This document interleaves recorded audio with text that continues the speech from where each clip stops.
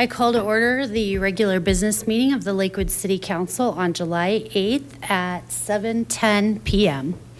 To connect with the meeting online, you can use one of the two following links, lakewoodspeaks.org or lakewood.org/council videos. For anyone wanting to submit online public comments this evening, you can post comments of any length on lakewoodspeaks.org.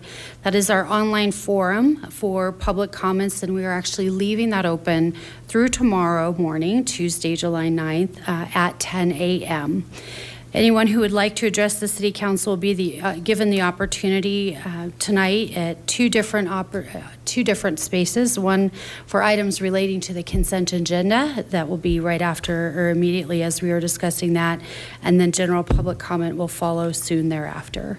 Will the clerk please start us off by calling the roll? Strom. Here. Over. Here. Mayacarero. Here. Stewart. Here. Ryan. Yes. Charzai. Here. LeBure. Here. Nystrom. Here. Lowe. Here. Cruz. Here. And Sinks. Here. Mayor Strom, you have a quorum. All right, thank you. And if you are able, please do stand, or if you are able to stand, please do so for the Pledge of Allegiance. After that, we will remain standing for a moment of silent prayer.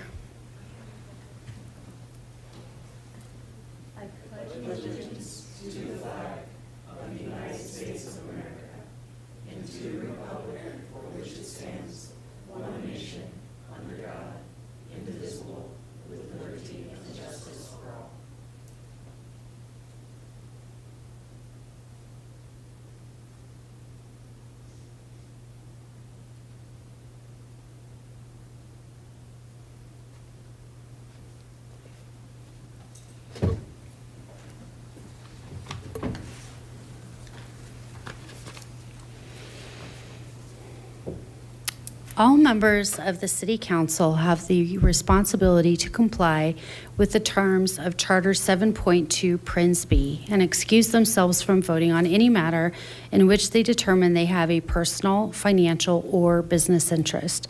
The City Council is empowered by Charter 7.2 Prince B to agree by unanimous vote, excluding the member at issue, to excuse any member of the council from voting on a matter in which they determine such member has a personal, financial, or business interest. As we move on to the consent agenda this evening, I'd like to ask council if we have any items that they would request to be removed from the consent agenda.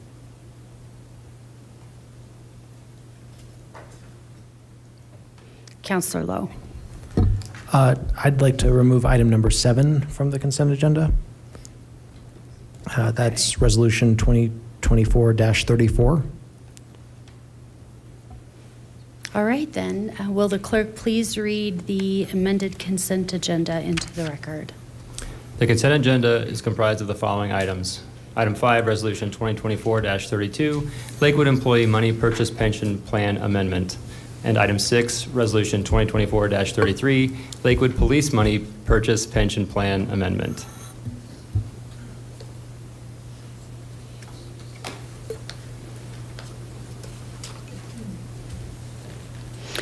And I have no one signed up here to speak on the consent agenda this evening. So with that, may I please have a motion? Mayor Strom, I move for the adoption of resolutions, all of which are included in the consent agenda and introduced into the record by the city clerk. Second. All right, so go ahead and cast your votes.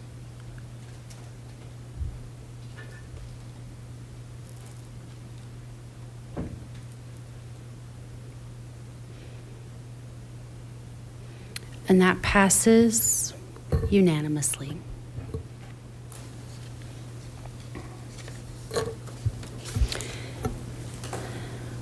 Will the clerk please read our non-consent agenda item into the record? Item 7, Resolution 2024-34, Lakewood Deferred Compensation Plan Amendment.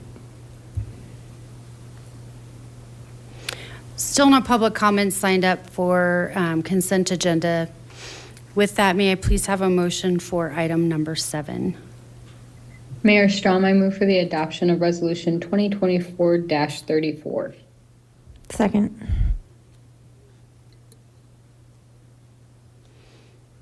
And do we have any discussion? Counselor Lowe. Mayor Strom, Council, prepare for the most nitpicky amendment that I think the body has seen to date, with my apologies. In reviewing this resolution, which I'm substantively in favor of, and in briefly discussing with staff today, we noticed a very, very small typo in the 7th whereas clause. It says the City of Lakewood, so if you look at the previous clause, it says, whereas the City of Lakewood adopted the 4th Amendment to the plan effective April 1, 2022. And then below that says, whereas the City of Lakewood adopted the 5th Amendment to the plan effective January 23rd, 2003. That is clearly meant to be January 23rd, 2023. So we should do a one-digit amendment to make it correct. And I will offer that amendment now unless anyone has any other comments.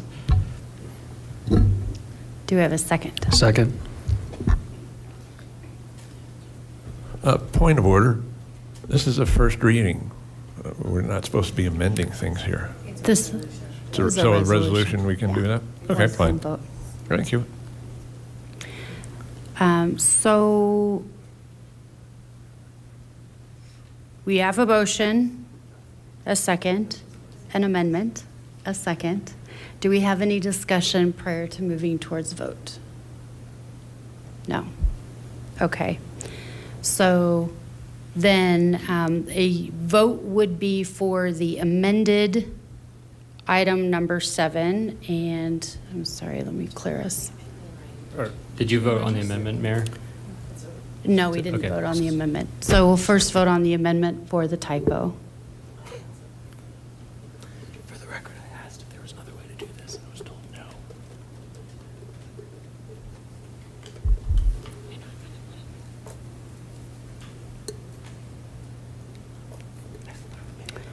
And that passes again unanimously, 11 yeas.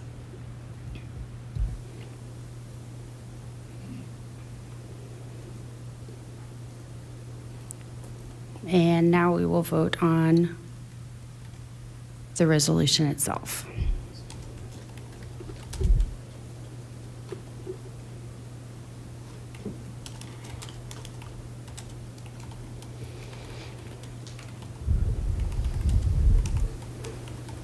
Tough group tonight. Passes 11 yeas. Okay, thank you, everybody. And with that, this is the point in the meeting where the public is invited to address the City Council on items that did not appear on the agenda. And I do have a list up here that we will call from. And separately, anybody in the audience can also go in on lakewoodspeaks.org and add any public comments there, either throughout the evening tonight and or tomorrow up until 10 a.m. So I will call off names, and with that, you'll come, be welcome to the front, to the podium here. Speakers will please say your name and address, or name and ward, and every speaker will be given 3 minutes. I don't have any pooled time speakers, but for groups of 4, we can do up to 10 minutes. So right now, we'll go ahead and start with Mr. Mace, Mr. James Mace. After that, we've got Patrick Fox and then Chandra Shah.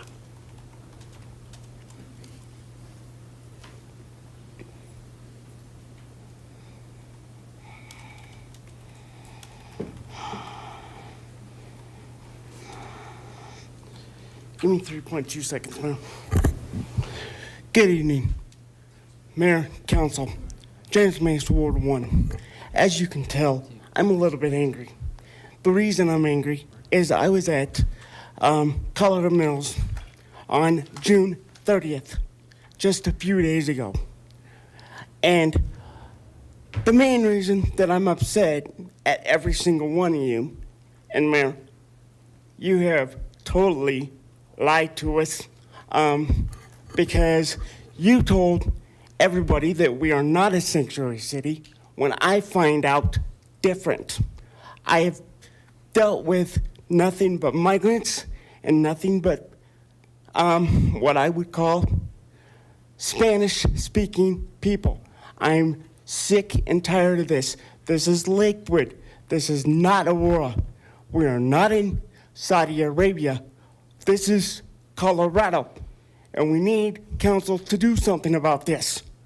I am tired of my safety and Connie Reddick's safety being put in jeopardy because of you guys. I am so frustrated with every single one of you. It's disgusting. Mayor, I am going to say this, and council may not like it, but do me a favor. Keep your police department out of my way, because the bottom line is I have also found out that, on Sundays, the police department is closed at 5 p.m. What is going on when the police department needs to be open 24 hours? Thank you. Thank you, Mr. Mace. Patrick Fox.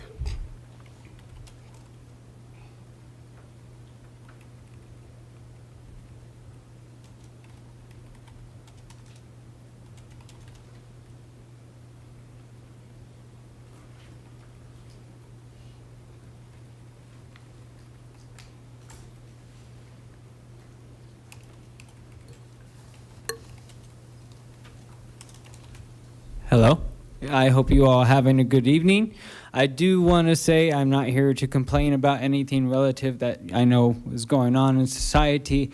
I just wanted to say I thank you all for what systems are in place that helped me got to my apartment. Like I said, 12 years and 7 months on this is not really a pretty sight for anybody. I know people who have done it longer than I have and made it look like it's an easy task. I just want to say the systems you have helped me, and I kept my word in the end of the bargain to make sure that you all see here today that with faith, understanding, integrity, even against the most barbaric and primal ages, of 2024, I succeeded to keep my word like I always have to prove to you guys it can be done. It's not walking on water, but, we're getting there. So I have faith in my country still, and my people, and I know it's a challenge for everybody, but I do have faith, and I have had my hope restored today. And some of you, from just the topics I've heard you talk about, these people who are homeless do not have a voice, and they too are struggling on aspects of people who are far cooler than we are in the aspect of a culture. So thank you for your time and efforts, and I wish you Godspeed and luck in all this for liberty and justice for us all. That was the goal. Thank you, Mr. Fox. Chandra Shah.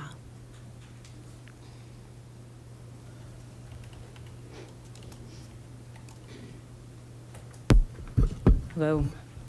Thank you, Mayor Strom and council members. I'm here to talk, my name is Chandra Shah. I'm from Ward 1, and I'm here to talk about Vivian Elementary School that has been put up for sale by the Jefferson County Schools, and we've corresponded on this topic. I appreciate your responses, Mayor and Jeslyn, on the topic, and I wanted to publicly state my support for the City of Lakewood to seriously consider acquiring the property and preserving it as open space. A lot of the land is already a beautiful park area that the neighborhood uses all the time. I've got some pictures of the field that has a baseball field and a soccer field, and there's another area that's green space as well. And the neighborhood, as I said, does use the land frequently. And apparently there's an RFQ already out on the street from Jefferson County Schools, but I've heard, I contacted Jefferson County Open Space, and they were never contacted by the schools about the property. And so there might be an opportunity to work with them, to maybe work with Great Outdoors Colorado. Potentially there's other nonprofits that might be interested. I mean, I know it might be expensive, but I hope that you will seriously consider taking this opportunity to show leadership to provide more open space in Ward 1. And I understand Ward 1 doesn't have as much open space as some of the other wards. So just wondering if there's anything that the neighborhood can do to help support the city council in seriously considering this issue. Thank you. And I brought some pictures. They're black and white, so they don't show up very well, but it shows some people with their dogs, and you can kind of see that there was a family that was playing in the playground. There's a nice playground there also. So I don't Thank know if I you. can submit these for your. You could leave those with the clerk if you'd like. Okay. He can distribute them out to Thank you. everybody. Yeah. All right, we then have Jeff Walker, and after Mr. Jeff Walker, David Thormsgaard.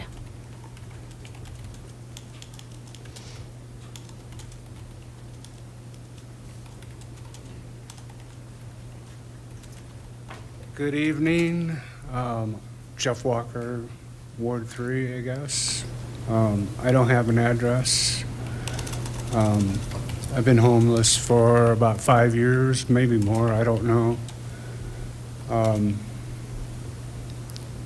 It's nice to see all the beautiful people, well-dressed. I would have, but I don't have that much with me. Anyway, you know, everybody's got problems. And my dad used to have lectures about problems. And he said, okay, take the top 5 problems that you have and write them down, put them in a paper bag, and we're going to throw them in the middle of the room. And I'm going to ask you, what bag would you like to pick up? And the majority of the people would say their own.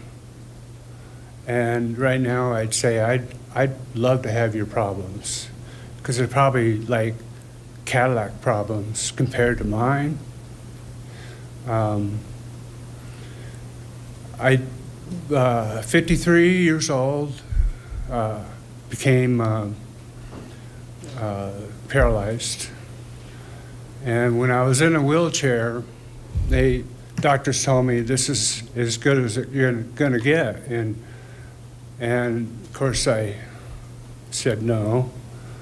And then I was graduated to a walker a couple months later.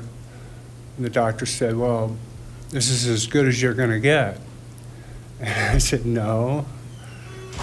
And then I graduated to a cane.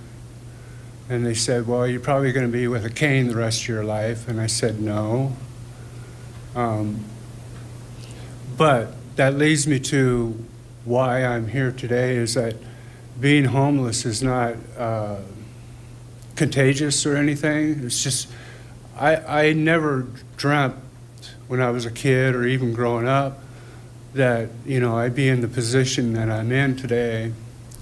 I just turned 65. I got disability when I was 59. Took me 8 years to get that. And the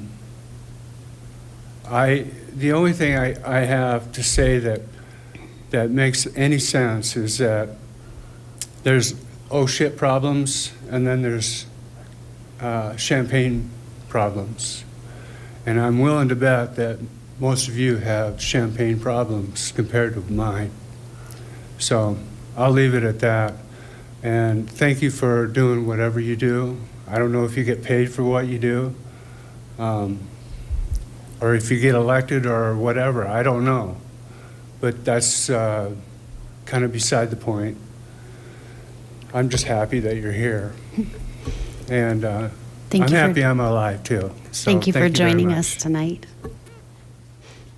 Mr. Thurmsgaard.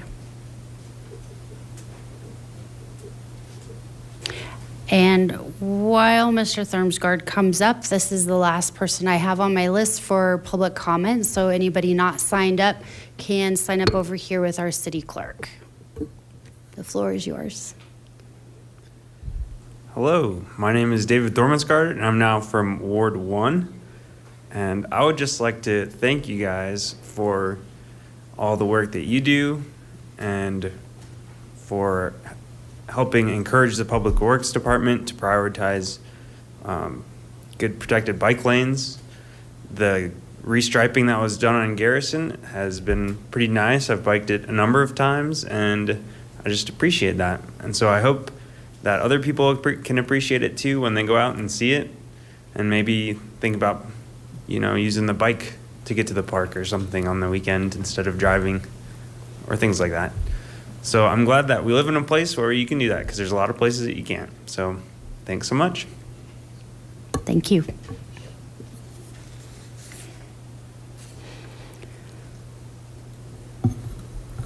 Mayor Strom, we have a couple other folks sign up for public comment.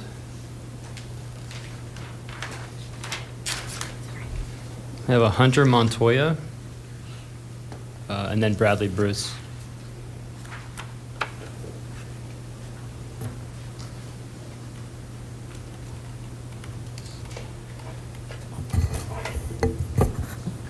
Yeah, it's working. Cool. Hi, y'all. I'm Dr. Hunter Montoya. I believe I live in Ward 4. So in many ways, I may be speaking to Dave and Richard here, but this is certainly applicable to everyone, both on and off the council. I'm essentially here to reiterate what I've spoken to before, as well as what many, many others have continued to express here, which is that I, as a person and a professional, urge you to take a stand and call for an immediate ceasefire in Palestine. According to The Lancet, which is a prolific medical journal and one of the highest impact academic journals in the world, a conservative estimate suggests that over 186,000 Palestinians have likely been killed so far. And that is between 7 and 9% of the nation's entire population. That's 8% of a nation's entire population, with more every single day, merely across 9 months. The statistics are absolutely staggering. This includes men, women, and children. And this is already a population made up disproportionately of children due to the limited life expectancy in adulthood. And so the only difference here between the Holocaust of World War II and the current Holocaust in Palestine is that the victims in World War II did not have the ability to live stream their own destruction. And as I expressed at the last meeting, I hope you all can consider very deeply that this is an issue that's not going away. There is high-definition footage of the death and destruction of Palestine published daily by both Palestinians and Israelis very actively, and I don't know how much access y'all have to these documents, this footage, but the reality is it's not going away. It is being archived. It's going to be a part of history. It's already a part of human history. This isn't a thing that's going to get brushed over. This is not a thing that is going to serve anybody well, personally or professionally, to not take an active stand against. It is our responsibility to each other as human beings. It is our responsibility, most certainly, to our constituents here, and especially to those who have come here week after week after week and shed tears and given you the most precious gift of their vulnerability here and their trust here for you to represent them and do your duty to your constituents as human beings. So I urge you to make a stand as soon as you possibly can and urge for an immediate ceasefire, because it is in fact the absolute minimum that any of us can do. Thank you. Thank you, Dr. Montoya.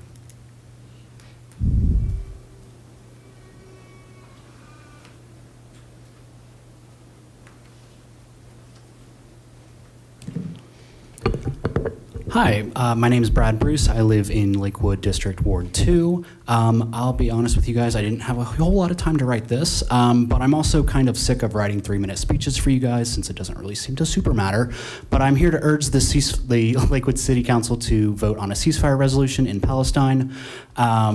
It's no wonder that voter turnout was so depressingly low in the last primary election last month, and it's no wonder that young people are not engaged or involved in politics at the local or federal level. It's been 9 months of us seeing a genocide on our phones every single day. On the 6th of July, which I think was 2 days ago, Israel bombed a UNRWA hospital, killing, I think, 24 people, including 10 or so children. We are nearing 40,000 confirmed deaths, and as the last person who spoke stated, they are estimating that it's a lot higher than that. Just people are buried under the rubble and have not been confirmed dead. I'm sick of seeing dead babies killed with weapons created here in Colorado, just an hour's drive in Woodward. Over $2 million of Lakewood residents' federal tax dollars go to Israel every year, a country that has free health care and apparently a free check to enact a genocide. I urge the City Council to vote on a ceasefire resolution, and I just want to finish up by reading something that was posted 2 days ago after that UNRWA bombing. Just from someone who was there. And they said, "No one dies complete. After a missile strike, everyone searches in the debris to put their loved ones back together. Mothers search for their children's head to match their bodies. To be a good mother in the rest of the world is to feed your children good food and keep them warm. But to be a good mother in Gaza is to bury your children whole. I'm obviously not a mother, and I also don't have children, but I can't imagine the pain of having to put my mother back together after a occupying foreign army blows her up in her home. Yeah, I urge you all to vote for a ceasefire. Thank you. Thank you, Mr. Bruce. All right, and with that, we'll go ahead and close our public comment for the evening and move on to general business. Tonight, we have 2 items in general business. The first will be the 1-year look back on our short-term rental licensing. And we do have a staff presentation available on Lakewood Speaks on this topic, and we have our city clerk, J. Rob, here also available to make a presentation.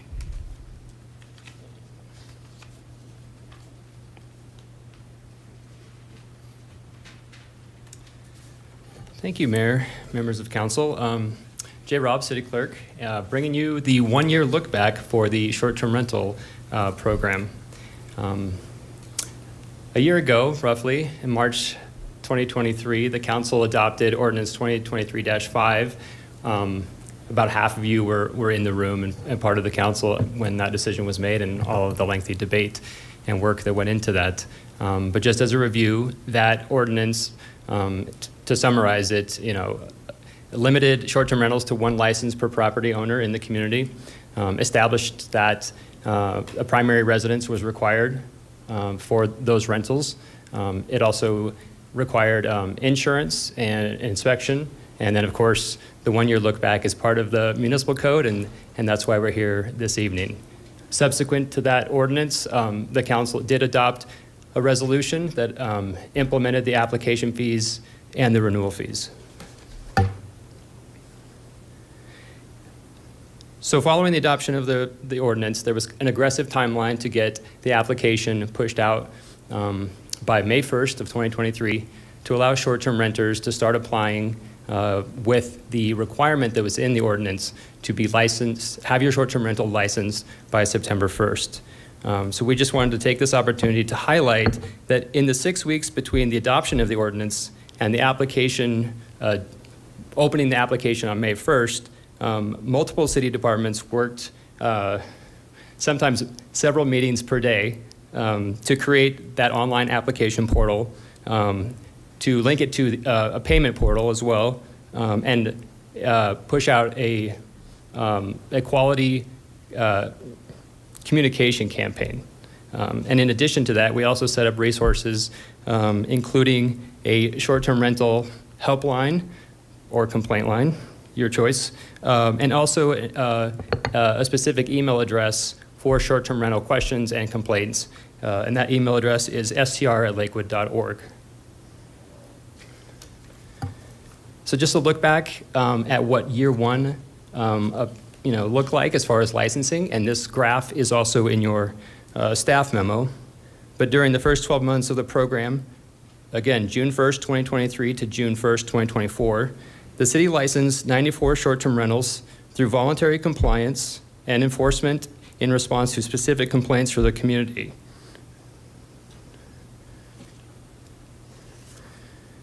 As we pivot into year 2, and beyond, really, in early 2024, the city released an RFP and contracted with a third-party vendor to aid in searching and compiling short-term rental data. We realized that our reach only went so far, and there are a lot of companies in this market space that are compiling all sorts of rental data. And so we contracted with Deckard, or also known as Rentalscape, to help us compile this data in the hopes of pursuing and enforcing short-term renters that are renting in the community but are not currently licensed. You'll see in your memos that the data shows that there are approximately 300 short-term rentals in the community, give or take, and that number is ever changing because some rentals may be on the market last month, but then maybe off the market this month, and then back on the market next month. But in order to bring more short-term rentals into the community compliance. We are issuing sample letters that you'll also see in your staff memos, and pressing code enforcement to start communicating and issuing summonses to unlicensed short-term rentals to achieve greater program compliance. Again, that's kind of the next phase of this program. Currently into the second year and beyond. That's really all I have, and then I'll open it up to questions, but we really wanted to highlight kind of the collaboration that it took to get this program off the ground and currently maintaining it as well. And so in my final slide here, you can see just all of the departments that have touched this program that we had to collaborate with. A huge thanks to all of those city employees, not to mention all of the work from past staff members, the council from last year, the past Housing Policy Commission, and all of the work. Some of you know, like some of the tireless work that went into finally getting a short-term rental ordinance, codified. And of course, our residents and the short-term rental community were also helpful in shaping that debate and getting council to this final product. And with that, I'll just open it up to any questions you might have. Thank you, Mr. Robb. Thank you for highlighting how many people actually played a role in this. It was a multi-year journey and lots of individuals that weighed in to try to get us to the best first rendition of policy that we could come up with. And I appreciate you guys coming back so promptly with that 1 year look back so we can learn a little bit more about how it's been. With that, we'll go ahead and start off council questions and comments. And I've got first Councilor Olver and then Councilor Stewart. Hey, thanks for coming in. Easy questions. Do we know how many summons have been issued? Right. Not a lot, because the last year they were only complaint-based. Yeah, I think like 1 to 2. And that developed through, we receive a complaint, lots of communication going on between my department and the person renting the unit that's not licensed, and then ultimately, a summons, being issued. But it is very few, and we do expect a lot more in the years to come. Right. Can you go into that process a little more? Like, what is a summons? For those that don't know, which is me. I mean, they're summoned to could you just explain? Right. Yeah, I think you were gonna get there, Councilor Olver. A summons is from a code enforcement officer who has the specific authority in our code to issue a summons into municipal court for the violation of the short-term rental ordinance. And then it's prosecuted at the municipal level between the offender and the municipal prosecutors. Right. And what could happen in court? Could they be fined? Could I seriously doubt they'd be thrown in jail. I mean, how much could they be fined? And what I'm getting at here is if it costs $150 or whatever for a license and it costs $100 to be fined, the math is you don't do it. And so, I wondered what happens to people that aren't in compliance. I mean, is it punitive enough? Right. Your point is well received. I get what you're saying with the difference between, the fine amount and the amount to apply for a license.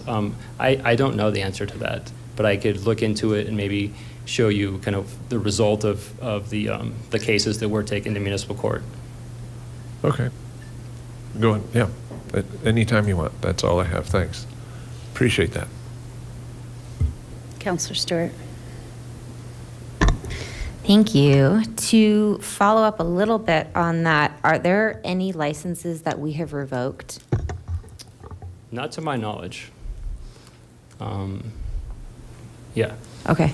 And then my second question is whether or not the fees that we set last year are covering the administrative costs of the program. Great question, Councilor Stewart. Thank you.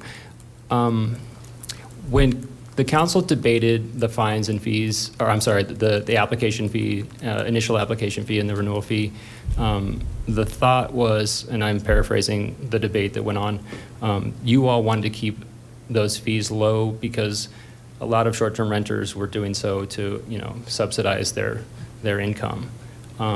So that's where we kind of fell on those amounts. I don't think that they are fully, compensating for the administration of the program, but that's just kind of where we fell with those dollar amounts. Counselor Sinks. Thank you. And thanks for providing the charts and graphs and all that. So it appears that 100 applications were received, but, I see that 5 were denied, et cetera. And then the third party, seems like they said there are at least 300. So in other words, 200 more, right? Do you anticipate sending out 200 sample letters that you provided in the materials? Right. Thank you, Counselor. I do think that's what the next couple months, we've already sent out a first batch, and more coming in July and throughout the summer. Yeah. Great. Could you just walk us through kind of the process that the third-party Rentalscape, I think you said was the name of them, what they went through to determine that there's 200 more? Like, did they search records, et cetera? Could you explain some of that? Right. Thank you. Pretty fascinating, actually, that there are software companies out there just kind of data mining these rental platforms, VRBO, Airbnb, et cetera, and compiling all of that data where it's just beyond the city's administrative cost, really, and they might be looking at other records as well, or compiling county assessor data to let us know, oh, this property was being rented in your city, on these dates, or they booked a rental between these, on these dates, and then some additional information. Here's the property owner. Here's some more information about the unit. Here's our links to where they're renting on the different platforms. Yeah, interesting. Thanks. And one last question then, or maybe one and a follow-up. So do you foresee keeping that third party on? And if so, what other tracking or what other duties do you think they'll perform? Right. So at first I thought we would just need it for a year. But when we realized, people could be renting 1 month, but then taking their rental offline and bringing it back, I've kind of succumbed to the idea that we probably will keep a service like that long term. They do, the company that we are currently with, Deckard or Rentalscape, they do offer additional services that we could rely on them for and take more of the administrative cost off of staff. For example, they will do a mailing campaign to anyone renting in your community. So they would just send those sample letters on our behalf. The number wasn't great enough at this point to add that to the contract, but there's certainly more options with companies like that. Great, thank you. Councilor Ryan, then Councilor Mayor Guerrero. First, I just want to say thank you very much to the city as a whole. And since you're up here, I'll thank you, Mr. Rob, because as the face of the city in this instance, for putting in a lot of work, and for those who were current city councilors at the time and the former city councilors who may be listening, thank you as well for all the hard work I'm putting into this. With that said, I wanted to find out, after this 1 year, one of the things to look at is, are there things in this ordinance that are in there now that are keeping you from doing your job more efficiently? Or are there things that you would like to see in the ordinance that would help you be able to, when I say you, I mean the city as a whole, be able to administer this program more effectively? Is there some changes that you guys would like to see at some point? I'm assuming not, because it wasn't in the packet, but I wanted to make sure that we cover that. Right. Thank you, Councilor Ryan, for that question. You know, I'm not sure if there's any other changes. This council, you know, you all quickly adopted a ordinance earlier this year to broaden the inspection groups. You know, there was the NACHI group and then the International, you know, Association of Home Inspectors. You know, we wanted to broaden that net, and you all did that, and we found one section that wasn't in compliance with building code, and you corrected that as well. So we are looking at, you know, some cases that are kind of head scratching, but if there are changes, you know, we'll certainly bring those to council. And then I'm going to show my ignorance here. I don't recall in the ordinance, are we going to be having another look back? Is this an annual look back, or is this just 1 year and then we're done? Right. We talked about that question earlier today. It's really up to the council, but what we're picturing is, you know, not a lot of ebbs and flows with this program, and probably at minimum at least a written report. And if the city manager's office and the mayor would like a presentation, you know, this time next year, I'd be happy to do that. I'll just signal my interest would be at least a written report. Whether there's a presentation or not, I leave that to the professionals. But I would like to at least see a report just so that we're informed what's happening. Yep, absolutely. Thank you. Councilor Matt Grow. Thank you. I think that, first of all, I do want to thank you. I think that some of the points that you made, just that has also been previously mentioned, of the immense amount of work and staff time that this takes, is really helpful to understand the complexities of the program that we're successfully putting together, which is fantastic, and also to remind us of how bureaucracy works and how administration of new programs has to work that way. It has to be cross-departmental, and for us to, as city council, to just be thoughtful and in that knowledge. So it's incredibly helpful context. I think, to me, I just have concern, and I don't know that I have anything in particular for you to respond to here, but I have a little bit of concern for us to think about in terms of if the fees aren't covering our administrative costs. I recognize that we want this to be an accessible program, but I also don't think that this was ever intended to be like an entrepreneurial incubator program or a charitable program or a social service of any kind.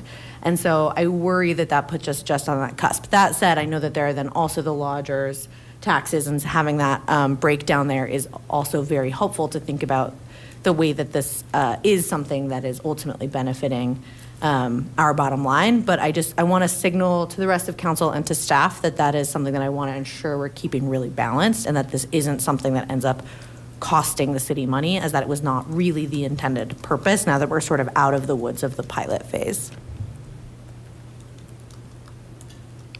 Right. Thank you, Councilor. Councilor Cruz. Thank you. Yeah, and I do want to reiterate thanks to you and the thanks to all of the people who made this possible. Was not on council, but certainly was at many years of ward meetings where this was a hot topic in Ward 2. So it's cool to be on the other side of this now.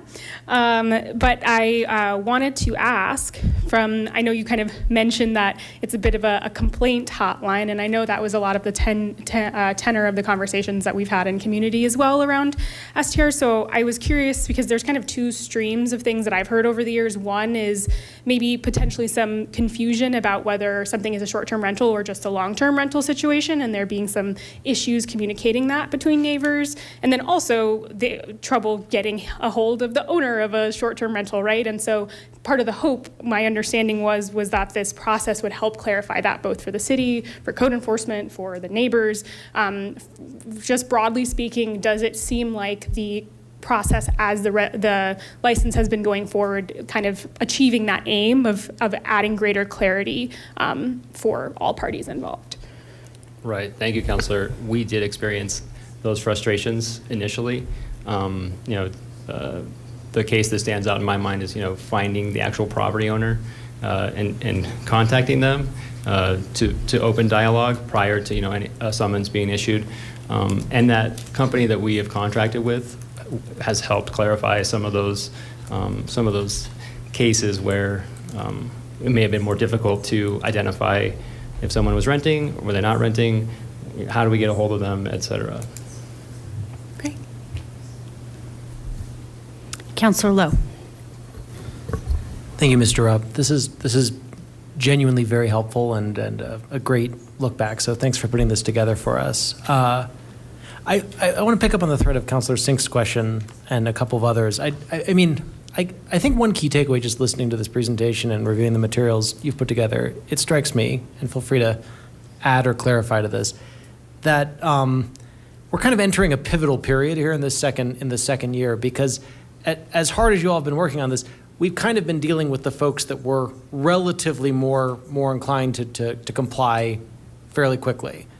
And we're now getting into the fairly considerable, I mean, it's, as you laid out in the memo, it could be around 200 or so based on the third-party data that's been pulled, properties that really have not complied yet so far, but are about to get one of these letters, which, and despite the absolute best efforts of the city, they might well not have any idea, I suppose, that they're supposed to do this, and now they're about to get a letter. So it's possible that we are going to get a wave of unhappy folks who had no idea this STR regime was in place, and once they get one of these letters, they may suddenly figure out how to get in touch with us over the next few months. Does that series does that strike you as a reasonable summary of what the next few months might look like in terms of implementation of this program? Thank you, Councilor, for that question. Hopefully they're getting in touch with City Clerk's office for the administration of the program, and we want to start kind of opening that dialogue, education first, to get people into compliance, as opposed to jumping straight to code enforcement, issuing summonses. So hopefully those those questions and calls come to us and not the council. Sure. No, and that wasn't really my primary concern. I guess what I would say is I think it'll be helpful and useful to in some way or form after year 2 get a sense of how easy or not easy, and to Councilor Matt Guerrero and Councilor Stewart's point, how costly it was to do this maybe more difficult round of enforcement for folks that didn't comply, from the first round of efforts with this STR program, and to just get a sense of, whether was that process orderly, or was it actually quite difficult to track down and get in touch with these 200 rentals. Thanks for doing this, and I think working with a third-party vendor to identify all these folks on the various platforms who haven't gotten licenses is a really thoughtful way of actually doing enforcement. So yeah, thanks so much for this update, and thanks for putting this together. I do have a couple questions for you, and then we'll start off our second round if we have counselors that have more. One, Mr. Robb, can you remind me, Councilor Matt Guerrero had mentioned the lodging tax, so we know that the lodging tax is being collected. Was there another tax that's also part of that? No, well, not part of lodging, but are there? Just in case, yeah, this table was also in the memo, and it kind of shows the lodging and sales tax revenue, kind of dating back to 2020. And then it's still a little early to kind of assess the total impact of the new regulations, but we did show council just as a reminder about the two streams that or tax revenue streams that short-term rentals are bringing in. Okay, so then would that, I would imagine the 200 not participating are not paying these. Do we know, is there any validity there? Oh yeah, I believe they are actually, because they're on the major platforms, the Airbnbs, the VRBOs. So they it's my understanding that they are paying lodging and sales tax. Okay, and then one of the concerns that we heard from some of our residents as they were getting feedback throughout the process was concerns around increasing crime in areas around the short-term rentals. Do you have any information from the police department, or well, no, code enforcement wouldn't be involved in that, but any upticks in crime that could be spoken of? Right. So we being, the city clerk's office, we do check with calls for service to the police department before a STR is initially licensed or upon renewal as well. And I could cite that section of code if you'd like, but would that be helpful? Well, no, it's just really helpful to know that that's taken into consideration upon the renewal. Right. As Councilor Lowe pointed out, we've got the ones that really want to show up and be good neighbors. One of the genesis behind putting this policy in place was to make sure that we're keeping our neighborhoods safe for our residents, but also safe for the guests, and to make sure that we're keeping an eye on whether we're having any challenges there, because I think that would also inform if we need to make any changes to policy going forward. So I appreciate that that's part of that. Right. So we are keeping an eye on calls for service to the police department.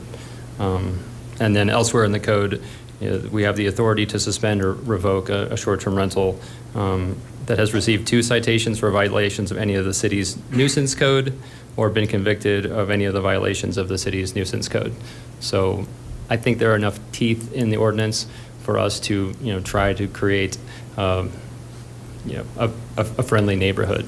And if some of these rentals are getting out of line and they've received citations or too many calls for service, I think we have enough there to engage that rental.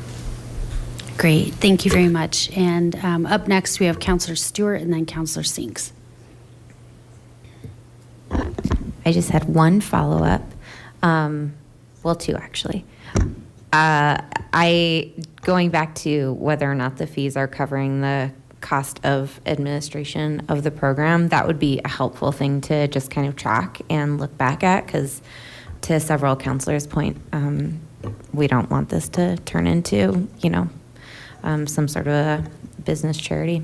And then I'm curious, this might just be speculation, so if you have no idea, that's totally fine, but I'm curious if we have any sense at all about why the homes that are currently on the market, the short-term rental market, are not applying for licenses. Do we have any data on whether or not it looks like they are in compliance?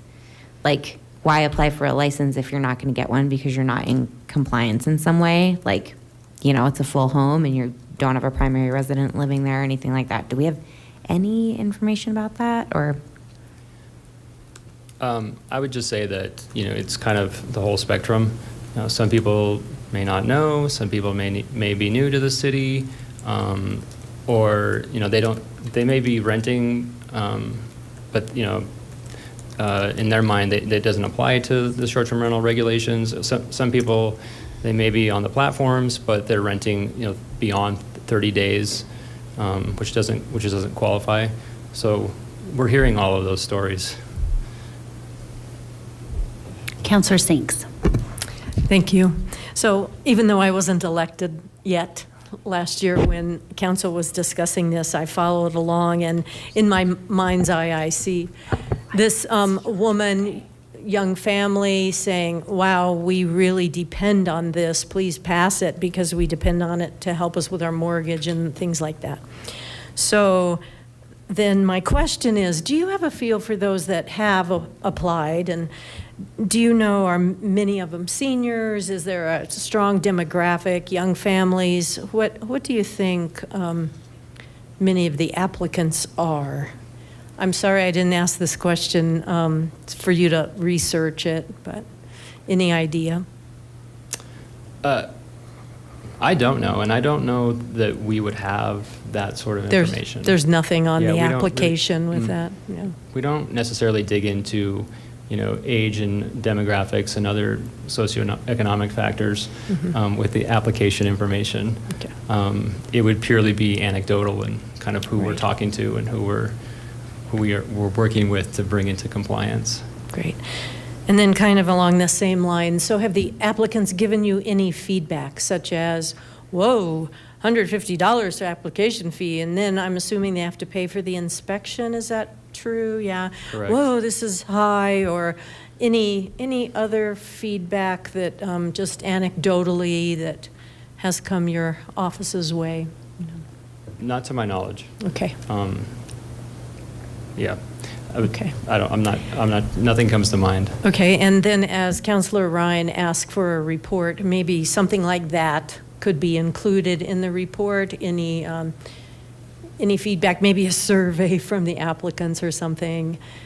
Of course, nobody likes to pay fees, so it's all going to be high anyway. But anyway, thank you very much for your work on this. Thank you, Councilor.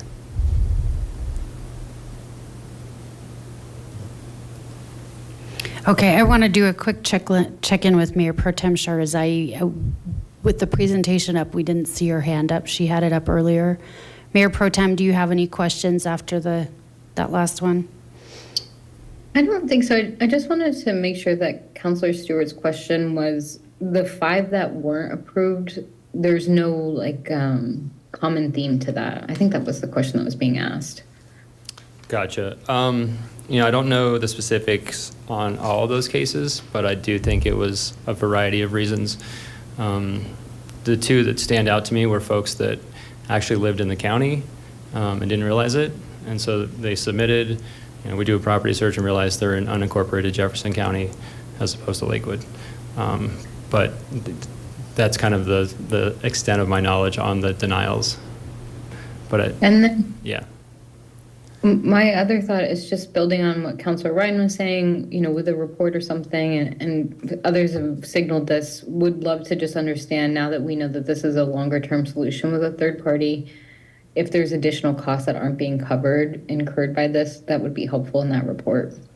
Yeah, I agree, and we'll start to assess the costs moving forward into year 2.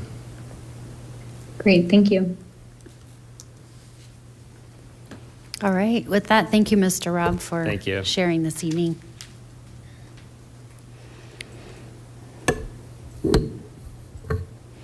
Okay, second agenda item under general business this evening, we have a city council request that was brought forward by Councilor Sinks. And with that, we have, after some conversation today, have a slight, well, I don't know, maybe it's not a slight adjustment, but a different idea that we might, I'd like to bring to City Council. So you all read the proposal. I'll give Councilor Sinks a second to go into that, and then I'll describe what we're thinking of maybe of doing slightly differently. Yes, so the form that we, actually, Councilor Sherazai and I, we submitted was after a discussion with some LAC, Lakewood Advisory Committee members, and they said, wow, we don't get much work. We'd like to do more. We'd like to help more, research more. And so it's like, yeah, that's a really good idea to maybe make the projects less formal from the whole committee, and maybe just one person would be researching something for us. And so that's what we submitted. And then who knew that it was going to take a lot of code revision and, changes, the snowball that would roll down the hill. So therefore, to keep the snowball from rolling and bowling us all over, we decided on a new plan, and then I'll turn it back to the mayor to discuss that amendment to this. Unless Councilor Sherazai has anything to add. Did I explain that to your satisfaction? I thought you did a great job. I would just add the one point that it's also meant to be a value add. I know that with all the other responsibilities that counselors have, this has come up a few times where additional insight and research would be helpful. And so since we don't have staff like some of our peers across the metro area, this was hopefully an effort to be supportive of counselors' efforts to be as informed as possible. STRs is a great example of that. Staff presented quite a bit of information, but there's an abundance of information on both sides of that discussion that a lot of us independently spent time researching, and it would be helpful to have support from the LAC, who's proven to be great researchers already and eager to be supportive. All right, thank you both. So a step back for just a minute for those of you that may not know exactly what the Lakewood Advisory Commission is. It's a commission made up of 25 different residents from all different wards across Lakewood that have raised their hand and said, we want to help. We want to help do research. We want to help make sure that our council is looking into maybe some new and very innovative ways to address some of the concerns across our community. We want to help make sure that you all feel informed, and at times we'll also bring ideas to us. In fact, we're waiting to hear back from one of those right now, and they've been helpful with us putting together the WaterWise program and getting ready to address some of the measures that we might be able to do to get our streets safer, things like that. So with that, however, for the last, as long as I've been here, 3-ish years, it's been something where the LAC feels very underutilized. We don't have a lot of projects that are continuing to go to them. They want to feel more, like they're contributing to improving solutions across our community. And then we also, as counselors, have oftentimes felt like there was a pretty fragmented process, not a lot of clarity on how we get assignments over to the Lakewood Advisory Commission. So my idea that I spoke with Councilor Sinks about this afternoon was to actually take this as an opportunity where we can revamp the program in general and to recoin a marketing term that Lakewood used not long ago, basically reimagine the Lakewood Advisory Commission. From the committees have been, they have little committees within the LAC that are part of it. And are we utilizing them to the best that we can? And are there other ways that resident-led volunteer coalitions like this are be used differently that we might want to also integrate within our program? So my idea was to, in fact, use this as an opportunity to send this as a project to the LAC, where they would do the research on what other communities across the country are, or how the other communities across the country are using groups like this, and talk about it from a larger scale effort of how do we better utilize them as resources, how do we get more efficient with our processes, and then ultimately we turn around and potentially we use this as a really nice springboard into our retreat, our annual planning session. Now we've got this information at our fingertips, and how do we want to recreate and better utilize the Lakewood Advisory Commission. So that was my idea, is to start off by sending this as a project, a research project to the LAC to really look at ways that they can broaden what we're doing and improve some of our outcomes. So with that, I'll go ahead and hand it over to Councilor Mayotte Guerrero for our first question/comment.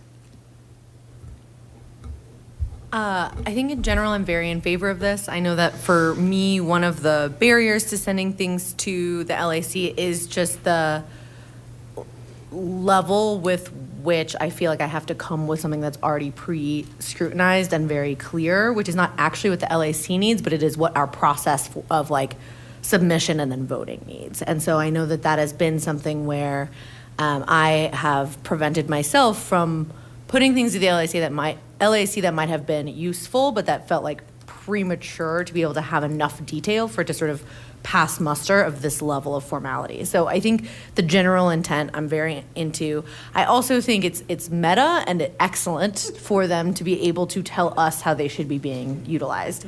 I would encourage that part of the direction, if folks are aligned on this, would be not just what are other municipalities doing, but what did they want us to be doing, right? Like when we talk about how we want to hear from impacted people to make the best possible policy, this is the same.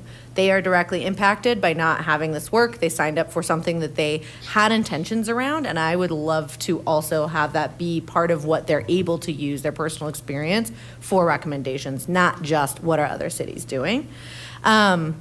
And in particular, the idea of opening it up, like, okay, we have the LAC and maybe that remains formal, but maybe there's additional ways we should be using community-based advisory, community-based boards, I think is also really fascinating. So I just wanted to sort of support that and double down on that to say, I think that there is a lot more room on our policy-based committees to also have a community-based slot, sort of in the way that budget and audit does. I know the HPC in particular is something where I can see the world where we luckily get a lot of support from the chair of our planning commission, for example, because he's an expert and he works on this, and that is wonderful. But again, the world where we actually have impacted people as part of that conversation regularly, where then they can also get better at working within that system, et cetera, is just another, if they're looking at all of the possibilities, I would love to have that be on that large list. And then lastly, I have a question of, can we make this time-bound? Like, can we suggest a deadline, or can we suggest when we might want to see it on the agenda for us to look at? Oh, the report back from the LAC? Yes. And you're talking about this particular, not one. in general? Yes, I'm not asking that be a rule. Yes, just for this one, because I do think that this idea of, wow, they don't have enough to look at, so maybe it won't be all of them that are looking at this, so then they still don't have enough to look at, and then we're getting in our own way, which I want to prevent. So I don't know exactly what might be reasonable. I feel comfortable saying the LAC and the mayor can negotiate that. I feel really okay with that, but I think the idea of wanting to work to have that on the agenda, several months from now, so that they know what they're moving towards, so then agendaing isn't the barrier, et cetera, is just another component of that. And I also just really want to thank Councilor Sinks for bringing this in an official way. I know it had been a discussion where you're wrestling with how to handle it, and I just think that this is a great conversation to be had, and for our mayor and Mayor Pro Tem to be able to collaborate and innovate on how to get the intention done. Thank you. In answer to your question about time-bound, I know one of the challenges that we ran into specifically, with the WaterWise one, is part of the thing that I think needs to be reevaluated. I'm not saying that it's bad or good, but reevaluated is the use of the smaller committees on the LAC. They ran into challenges having quorum. How many times, do you remember? More than once. And so that really slowed the process. And this is one way, if we reevaluate how we're doing that might make things more streamlined. My hope was that we could have it back by planning retreat, which would be, February-ish. Does that sound reasonable? Mr. Robb, for being the staff contact for the LAC, do you think that sounds reasonable? That we could potentially have a read back results early next year? For the council's 2025 retreat? Yeah, I don't see why not. Okay. Councilor Ryan and then Councilor LeBure.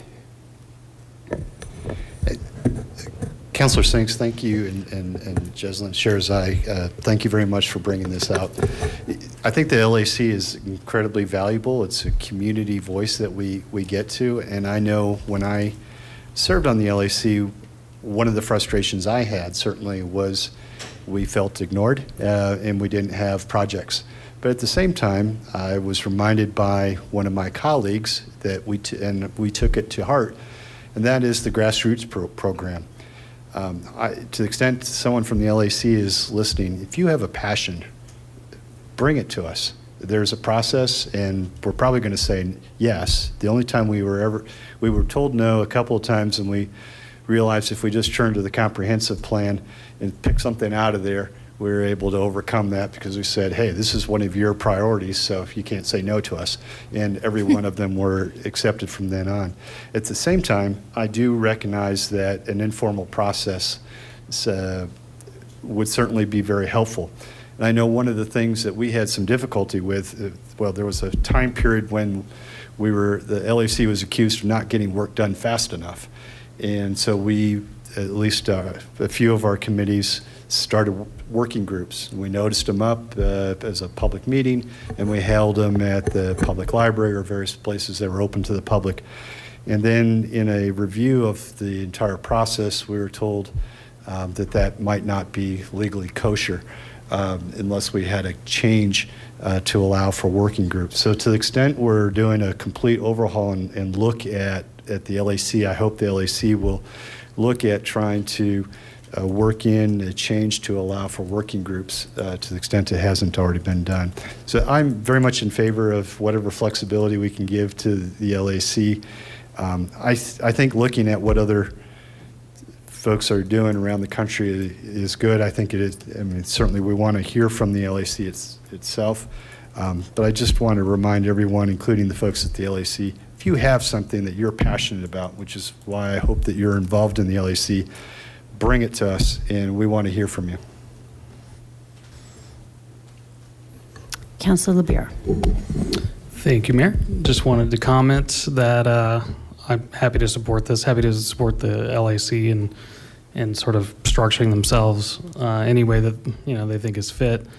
Also just wanted to comment that I think it's funny that I remember when we were a different organization and then they centralized into just the LAC, and then we came back a few years later and added more committees because people felt uncomfortable with the fact that we didn't have specific committees, and now we're kind of looking at how do we want to do that again? So it's just kind of funny to watch everything kind of come full circle. So, but happy to support the LAC in any way that, that they think would help them operate best and help the council and us help facilitate them, operating better. So anyway, thanks. All right, and that is the last of our council comment questions. I don't know that we've ever done it this way before, where we started with one and then opened up the opportunity for another. So I think, just going off the cuff here, what we'll do, we'll do a vote to show consensus on moving forward on this, and we'll start with, if you like the idea of sending this project to the LAC to reevaluate the program in its entirety, we'll start with a vote for that, and then if that were not to pass, we'll come back and just, do we want to pinpoint the one particular topic? Sound good? Okay. All right, so let's start with first vote is the overall having the LAC research, changing the LAC.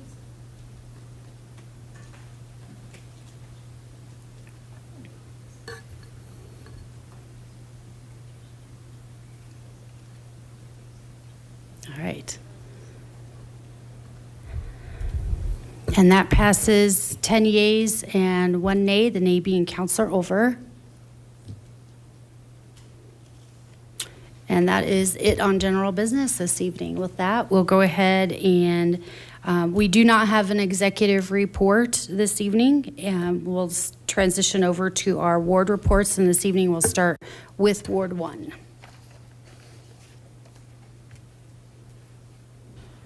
Thank you, Mayor. So, a couple of events happening and not happening. There is no Ward 1 meeting in July. Historically, that has not happened.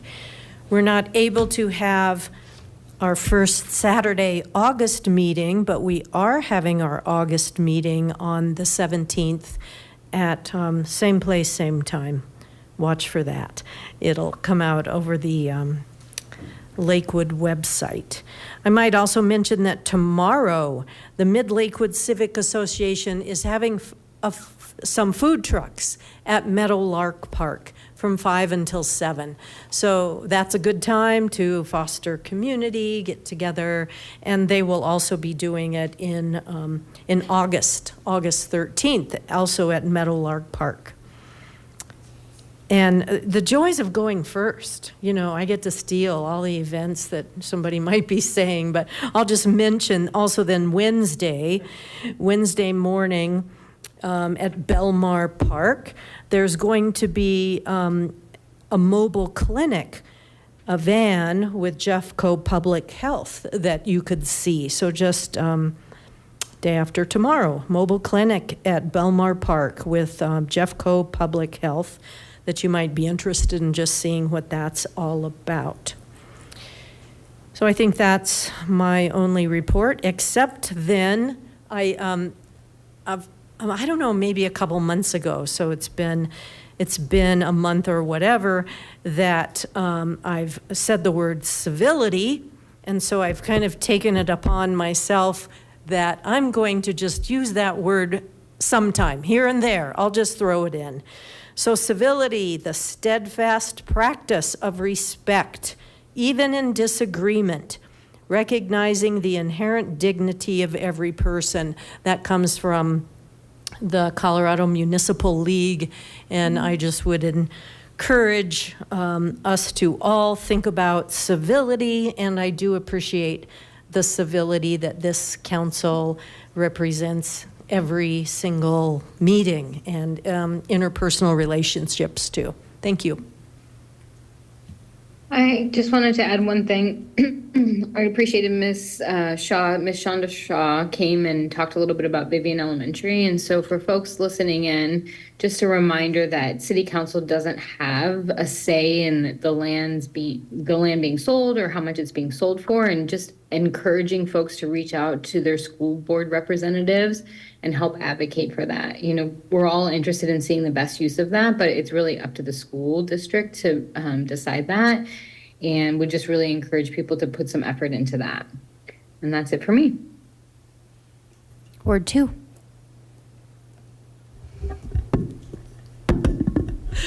I was just checking in with my ward mate, which is the first time I've had to in a couple of meetings. And so I want to say welcome back to Counselor Cruz, who has been doing extended education abroad, very relevant to this position. And I am very excited for us and for the community to be able to join her in that learning of some of the things that we're doing really well and some of the things that you learned that are achievable for us to improve on in terms of community engagement and governance here in Lakewood. So welcome back, Counselor Cruz. There's a lot happening in Ward 2, and so I want to apologize right now by saying I will not hit it all. And so if Counselor Cruz, you already have things on your list that I have missed, that's great. And to any of our neighborhood associations, sustainable neighborhoods, churches, arts district, WCCA, et cetera, that I missed, I apologize. I will say that every single sustainable neighborhood in Ward 2 has events in July. And so I will not actually list all of them because I started to, and there's almost a dozen.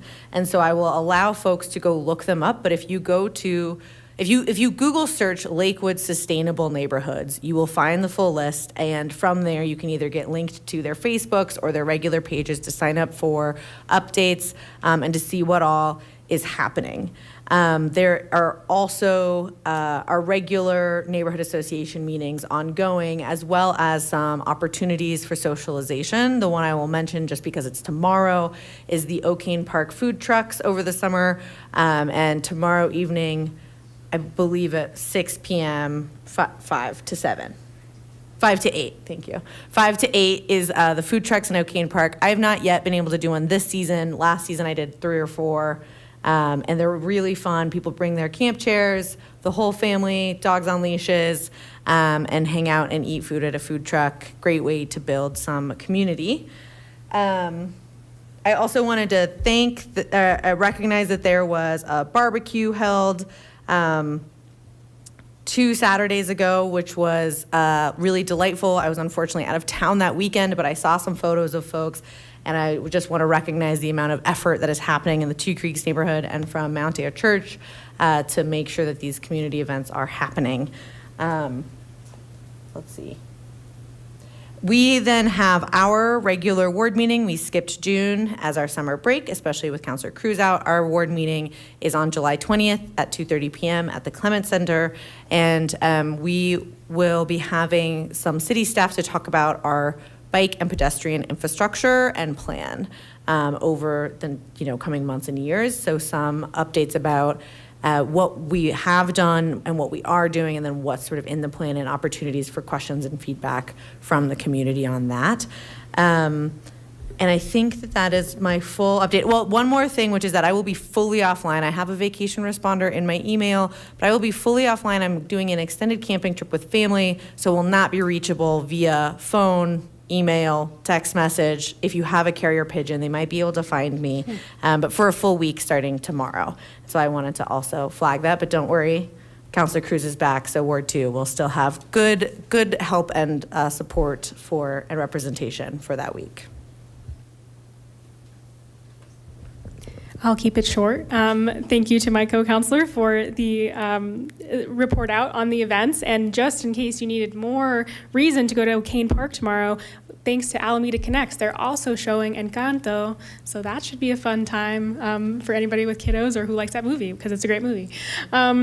And also, speaking of Two Creeks, their fruit sale, their annual fundraiser has just opened. So if you want beautiful peaches and pears, that just opened. So check out their website. And so for those of you who are not aware, I'm currently working on my master's in public policy. And so that's what I was traveling for.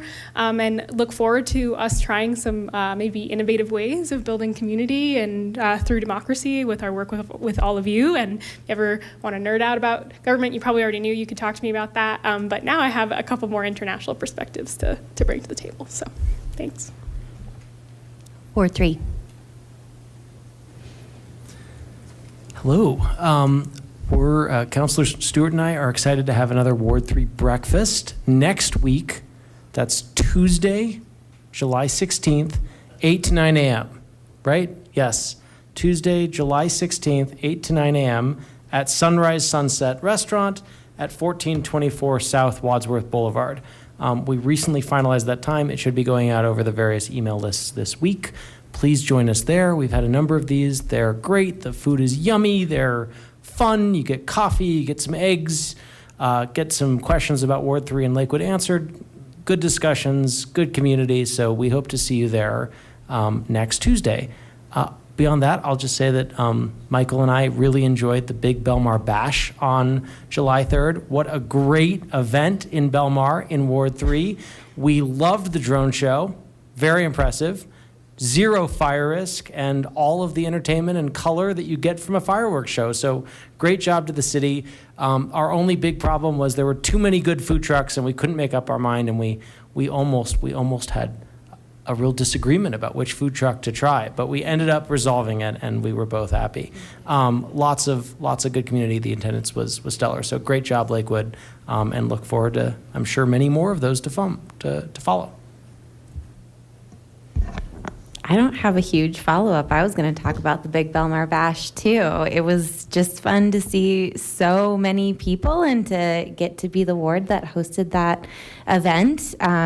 It's fun to see that whole space reactivated after COVID and see community being built again. It's really, really special to have any sort of a hand in creating that community in Belmar. So I'm delighted. And if you need any motivation to come and join us at our Ward 3 breakfast, Councilor Lowe is not a morning person, and it is really fun to make him get up that early and be coherent. So if you need some fun motivation, that will be mine. Ward 4. Sorry, I'm a little slow tonight. Okay, there was I have a number of things on the list. Usually I don't have much. The Green Mountain Civic Association had their annual spring cleanup at the Green Mountain United Methodist Church on June 15th, where we filled up 3 dumpsters from, all the neighbors brought over all their junk and lined up, and we filled them up, and I helped out for like an hour, and then most of the people left, and I went and loaded up my own truck and brought back 5 loads. So that was a well-spent $35 for anybody who's out there along Alkire between Alameda and Cedar. That's a well-spent $35 to join the Green Mountain Civic Association. I've got their website up here. It's actually greenmountainestates.org, but you could always Google Green Mountain Civic Association. They're going to have a fall cleanup in September on the 14th, so there's another opportunity to get rid of junk. And of course, you do have to be a member of the association. They're tricky that way. Earlier, we were talking about the Jeffco schools and the 5 that are closing or have closed in Lakewood. And I just want to throw it on an idea. There's 2 in Ward 4, so 2 out of 5 of these are in Ward 4. One of them is Green Mountain Elementary School on Union. I think that would make a great senior center. We have one senior center that in Lakewood, and it's far north. It's on the other side of Colfax, in fact. So it's pretty far away from Ward 4, Ward 5, even Ward 3. And so, you know, I'm just going to throw out that idea that right along Union, everybody can get to it. It's just south of Alameda. It's a great location for that kind of thing. I don't know. It would be interesting to see at Clements, ask the people there where they live. I mean, I'm just throwing out an idea. But if there's a lot of Ward 4, 5, and 3 people up at Clemens, then you probably don't, because they're making it. But if you actually ask them, if we ask them, and they're all Ward 1 and 2, that says the people from the south side of 6th Avenue aren't making it up there, and maybe we actually need a community center or a senior center down south. Anyway, just throwing that one out there. Let's see. Hey, I've got my 4th of July shirt on today. I always seem to wear shirts. I was wearing this 4th of July for me. I love fireworks. I love the bombs bursting in there and the rockets' red glare. And I'm not so much on drones, unless they blow up. If you attach an M80 to a drone and they start crashing together, that would be great. But I'm sure there was a great light show, but I love the bombs. And so I just sat on my back porch, and I'm lucky enough to be up on the hill so I can see the city. And I did this last year too. It's just a cauldron of people with their own fireworks, nonstop, everywhere, from the minute the sun thinks about going down until midnight. It's actually a little too much. But it's fun for the normal hours. But then, you know, I actually had some friends over, and they were all worried about the fire risk. And it's real. And so I came up with an idea. We have people that have trouble with fireworks. And I love fireworks. I love the bombs. My dog does not. And so it'd be nice if we could handle both. And so what I was thinking is the problem is not the 4th of July evening. I would actually let that would be wide open. Anybody do whatever you want. But, yeah, I know. But clamp down on all the other times. I know in my neighborhood, fireworks started going off a week ahead of time. They're still going off. And for people with noise problems, if they know it's going to happen, it's not going to be so bad. But the trouble is, a week before and days afterwards, yeah, it's shocking. So I said this last year or the year before, that because Lakewood doesn't have a official fireworks display, that people are taking it upon themselves to go up to Wyoming and get their own fireworks. And I really do believe that if we had our own display, there would be less problems with people shooting off their own fireworks. And so that's just one of my ideas. Another thing that's going on in Ward 4 right now is we are seeing a couple of neighborhoods being paved again. And I'm getting a lot of feedback from people, and they're asking, that didn't really need to be paved. And there certainly are streets, and I could point them out that really would be nice if they were paved again, or repaved, or resurfaced, or whatever it's called these days. But I have another idea of having a 1-year moratorium on paving, except where it's really necessary, and possibly using that money for biking infrastructure or something else the council really wants to do and doesn't have the money for. But because it seems to me that we're spending money on paving we don't need. And a 1 year off isn't going to kill us. And it gives us the opportunity to spend some money on, well, for me, my big thing is biking.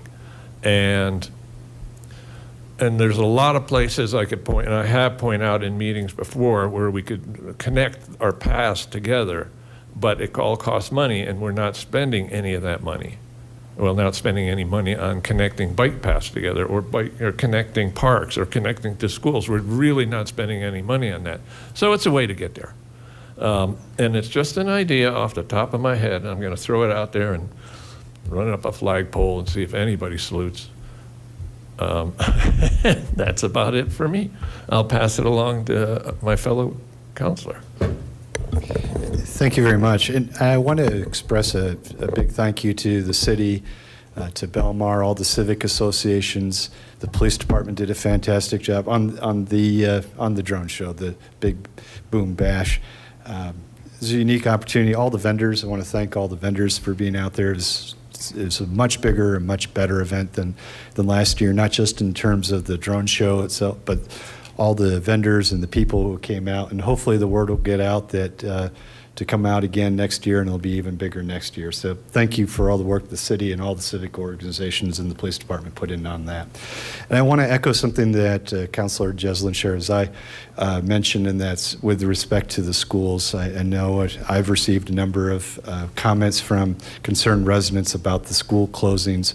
And it really is important to keep in mind that the school district, Jeffco School District, is making these decisions on its own. And a lot of times, contrary to the wishes of the city, we're trying to get involved in trying to let the school board know that we do have an interest, despite some comments that have been made publicly in some of these properties. But it's really something that we need the citizens of Lakewood and Jefferson County to express their comments to the school board and the school staff, to let them know that market rate should not be the be-all and end-all determination. And at least in the public comments that the school board, the school staff put on it, they claimed that that is not the number one issue. Let's make sure that our voices are heard, and let them know that, and remind them that that is something that should not be the number one concern, that there is a public use that's being put to these properties now, and to the extent that they can be put to a public use again and continue to be kept in the public domain, should be important, and should be a factor that should weigh in beyond just the money. So please make your voices heard on that. The other thing I want to make a comment on, this is maybe a little bit more arcane, but bear with me a bit, because I've gotten a few comments. One in particular rubbed me a little bit the wrong way. It was an email that was rather lengthy, but there was one piece in there that I took out of it, and that was respect to, the question was, why isn't the city doing more about broadband? And I want to just back up a little bit. We've had the privilege of being able to live in Lakewood for a number of years, and frankly, the broadband service was lacking compared to our surrounding communities. And part of that was there was a state law that wasn't, or still is in place, that made it a barrier for cities to become owners of broadband and to challenge the private companies into stepping up. This city council sent a proposal to the Lakewood Advisory Commission asking them to study that issue. The Lakewood Advisory Commission came back to this city council and said, there's a provision in the statute that allows us to opt out and to take control of our municipal broadband if the providers are not doing what we think, providing the service that we think should be provided. The LAC came back to the city council and recommended that we take advantage of that step. The city council put it to the vote of the voters. The voters came back and said, yes, we agree. We think we should have better service. And if you look around now, it's a little bit of inconvenience right now. There are little flags of different colors popping up around our communities, and some consternation because of the lack of transparency. But the overall good news is we are getting better broadband. So to our commentators who are saying we're not doing anything about broadband, there's been a long history of different organizations, the Lakewood Advisory Commission, previous city councils, this city council, that are trying to work very hard to make change in this city, not just on broadband, but on other things. But going back to our conversations about the Lakewood Advisory Commission, one of the things that with respect to the broadband piece, I've had the privilege again of having conversations with city staff to ask, how are we going to take advantage as a community of this new resource? And there's a little bit of an unsure, we're in a state of uncertainty as to how to take advantage of that. So I'm signaling that at the next city council meeting, I will have a proposal to send to the Lakewood Advisory Commission asking them to look at the other cities that have gone. I'm going to use Google Fiber as an example because it's one of the better known, but certainly we have other competitors as well. How other communities have been able to tap into that resource to make a better business environment, to make a better social environment, to bring the community together. I'll use an example of one of the pilot cities of Kansas City, Missouri, that was able to attract Hollywood production companies because of the speed of which they now had. They didn't have to be in a high-cost area in California. They were able to do their work and have the talent right here. We can build homegrown communities with resources, and so I'm signaling that that's something I want to do. So I wanted to try and tie all our discussions together tonight. Thanks. Ward 5. Well, I didn't know I was going to be talking about broadband, but to Councilor Ryan's point, there was also a comment about fiber optics, and we do have fiber optics in Ward 1 and Ward 2. Represents about 60% of the city where we have fiber. And yeah, I was a part of that vote. Appreciate the LAC doing that work, and yeah, I was proud for us to get it across the finish line to send it to the voters. So thanks for bringing that up. And I don't have any other reports. Just wanted to comment on that. Thanks.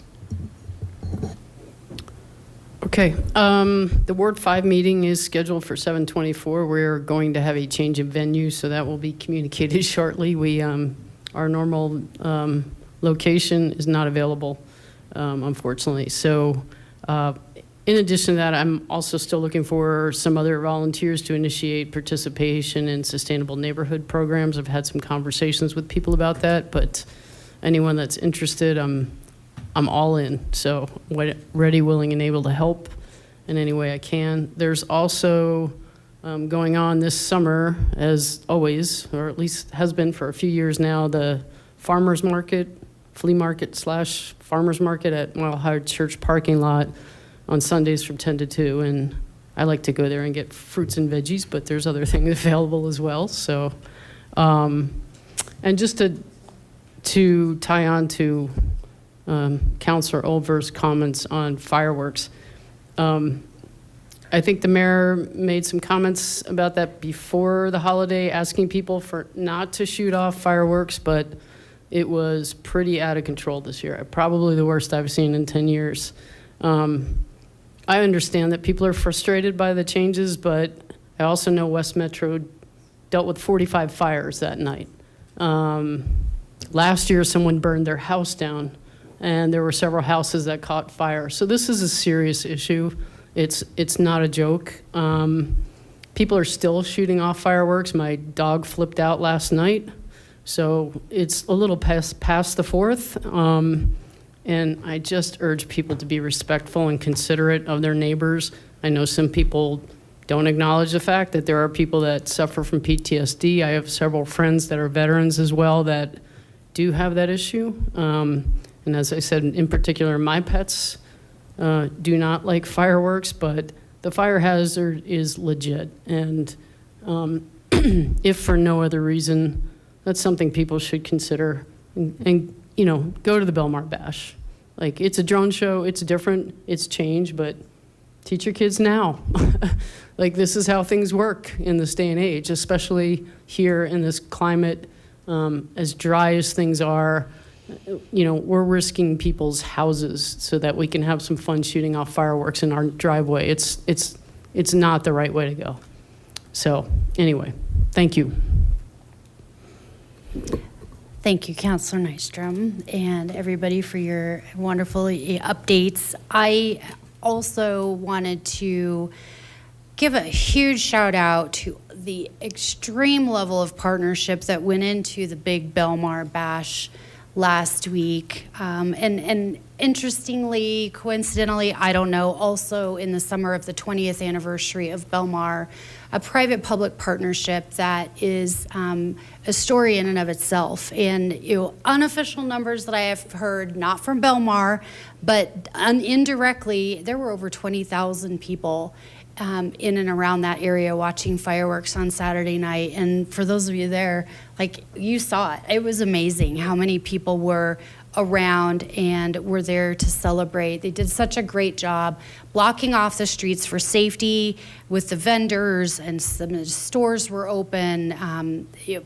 Google had the skating rink open. There was bubbles, all kinds of things. It was a really lovely family event that so many faces that we don't typically see out. So I want to thank everybody for that. And we'll also bring attention to the fact that the Science and Cultural Facilities District, the tax that you pay, the SCFD tax, is part of what also helped that program be what it was last week.